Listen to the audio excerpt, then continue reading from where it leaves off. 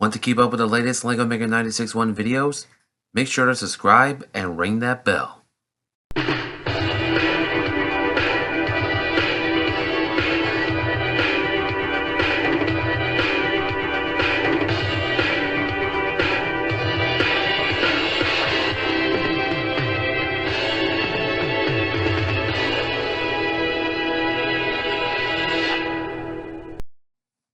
Hello everyone, LEGO Mega 96.1 here with another video.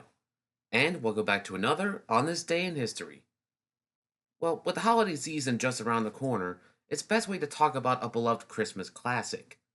Now, normally when we think of Christmas classics, we think of the classic Rankin Bass holiday specials, the Polar Express, Elf, The Grinch. But there's one particular story in particular that people seem to remember the most. It's been adapted numerous times in various forms of media. It's been recited by everyone who has read the book. The book I'm talking about is, of course, A Christmas Carol. Now, for those who don't know what A Christmas Carol is about, it's about a stingy old man named Ebenezer Scrooge, a man who despises the holiday season and focuses more on business rather than those around him.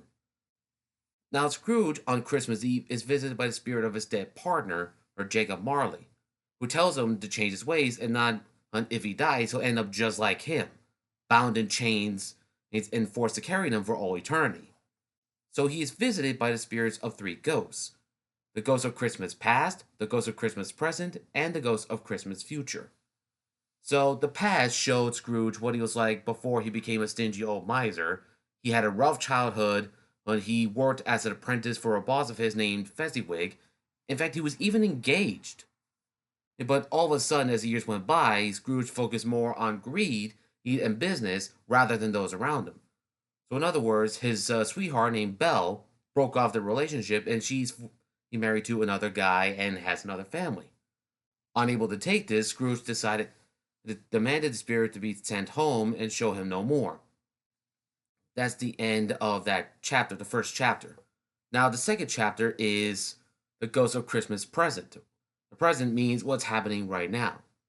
Now, a little heads up, A Christmas Carol is divided into 5 chapters, or staves as they're called in the book. Now, the Ghost of Christmas Present, it shows Scrooge with Christmas Day in 1843. That's the year the book took place. And it was also the same year the book was released. Yeah, December 19th, 1843, my mistake. Yeah, that book is right now 181 years old. That's a really long time. Now, the spirit takes Scrooge to a marketplace, and he even takes him to the home of his employee, Bob Cratchit, which we were introduced was in the beginning of the book. And as he visits the Scrooge household, when Scrooge sees who's Bob Cratchit's son, Tiny Tim, who was very, very ill. He's walking around with a cane, and the spirit asks, not the spirit, Scrooge asked the spirit, "Is he well?" He said, "No, medicine for him is expensive. And if he doesn't get the right medicine, he'll die." And now, mind you, the spirit quoted to Scrooge twice in this chapter. Now, what he said to Scrooge was, if he be like to die, he had better do it, and decrease the surplus population. Now, mind you, Scrooge said the exact same thing to the two charity men in the first chapter. So, after leaving the Cratchit household, well, the Ghost of Christmas Present takes Scrooge all over London and pretty much all over the world. Basically, to a miner's cottage, to a lighthouse, to the household of Scrooge's nephew, Fred Scrooge. Now, at Fred's place, Scrooge is seen listening to Fred talk about his uncle and saying that some deep down he's still a good guy, he's still family, and despite his views, he's still family. Very touching. So just before the Ghost of Christmas Present disappears, Now, mind you, he ages throughout the chapter, or not the chapter, near the end of the chapter. The spirit shows him two emaciated and ragged children named Ignorance and Want. Now, these two kids terrified Scrooge. I mean, the way these kids looked, it's what was going on in London now, and even in the book, not in real life. They don't do that anymore. But way back then, it was. Now, back then in London, it was a very, very dark and a controversial issue, one which I do not wish to talk about. And before the spirit fades, he quoted Scrooge again. Are there no prisons? Are there no workhouses? Then, boom, he's gone. And so were Ignorance and Want. That's the end of chapter or 2. So chapter 3, he was not chapter 3, chapter 4 is the Ghost of Christmas Future, or the Ghost of Christmas Yet to Come, as it was in the story. Now, the Ghost of Christmas Future, as I'm going to call him throughout the entire video, shows Scrooge the future, and he takes him to the stock exchange where these three gentlemen are talking about this one guy who died and no one seemed to care about him. And that a funeral was taking place, and one guy said, and I don't mind going if there's a lunch. I must be fed. Quite common for funerals and luncheons. So the spirit takes him to a rugged place where two workers who used to work for this old guy, and even an undertaker, were carrying stuff that used to belong to this now deceased guy. Now, one of them workers gave the guy named Joe. That's the name of the guy in the story. The bed curtains and even his shirt, including his blankets. Now, mind you, the story is dark, but it tries to prove a point. You'll get to that in a second. They talk about why was this guy not liked and saying they're glad he's dead, which is pretty dark. And so the spirit takes Scrooge to this place where we see this corpse that's wrapped up in a blanket, and before the spirit revealed who this guy was, the spirit, Scrooge asks the spirit if there's anyone in connection to the death. He shows him a couple where they're happy that this guy is dead and their finances will be given to another guy. So basically, unpleased by this, he asked the spirit to show some tenderness in connection to the death, as we're cut right back to the Cratchit family, and where Scrooge did learn that Tiny Tim is dead. Yeah, without the proper treatment and the right medicine, Tiny Tim checked out. In other words, he's dead.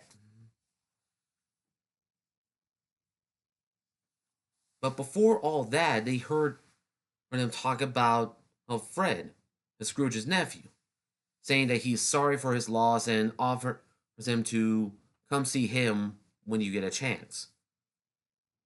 But yet, before the chapter ends, the spirit takes Scrooge to a graveyard where we see what happened to this old guy, and we learn that old guy that died is actually him. The spirit takes Scrooge to this uncapped, derelict grave that no one seemed to care about. Now, when Scrooge sees his own grave, he begins crying and begging the spirit that he'll change his ways and be a new man. He'll keep Christmas in his heart throughout the year and will not shut out the lessons of the past, present, and future. Now, the last chapter of A Christmas Carol, Scrooge is a new man, and he buys a large turkey for the Cratchit family, which he remained anonymous. He donated to the poor. He even sees the two of the charity guys from chapter 1, and gives a large donation to their work, even attends church, and even goes to Fred's place for dinner. I was there where they accepted him, and he's a new guy again, and that pretty much marks the end of that day. But the next day, Cratchit arrives to work late, and Scrooge sees him late and decides to give him a raise in his salary. Now, what was Bob Cratchit's salary? Well, 15 bub a week. That's how much he was paid for, which is like, I don't know, like $1,000 in today's money. So Scrooge is a new man now, and he's like a second father to Tiny Tim, who, surprisingly enough, did not die. And that marked the end of the book. Now, I've read that book from beginning to end, and it's a really good book to read. It just goes to show that one man's redemption can really impact a lot. It just goes to show that you can just give money to those in need, to those who have none. Spend time with your family, friends, and give gifts to those who have none, because that's what's important. In fact, this book in particular, it even reevaluated the holiday season as a whole. Now, originally, Christmas has to do with religion, and one in which I do not wish to talk about, because if I did, we'd be here for, I don't know, like till night.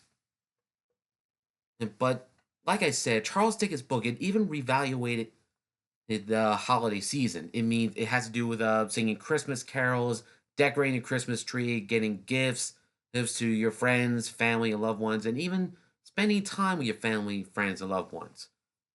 Now, as for A Christmas Carol, this book has been adapted numerous times throughout the course of history. It was either adapted in stage shows, TV specials, and even in movies. Yeah, every single man who has played the role of Ebenezer Scrooge has recited his line numerous times, like Kelsey Grammer did, Jim Carrey, George C. Scott, Patrick Stewart, Alistair Sim, pretty much everyone. Now, for me in particular, I have a list of my personal favorite Christmas Carol adaptations, in which I plan to do a video of that sometime in the near future. Now, what are my personal favorites? Well, I'll get to that eventually. But what are your thoughts on A Christmas Carol? Do you love the book? Do you hate the book?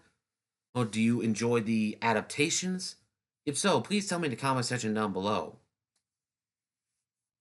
And yeah, that concludes this video. Oh, and if you enjoyed this video and you want to see more like this, including the many other videos that I've done on my channel, please feel free to leave a like, a comment, and subscribe to my channel, and turn on the bell notifications so that way you can be notified when I upload the next video. And as always, this is Lego Mega 961 signing off.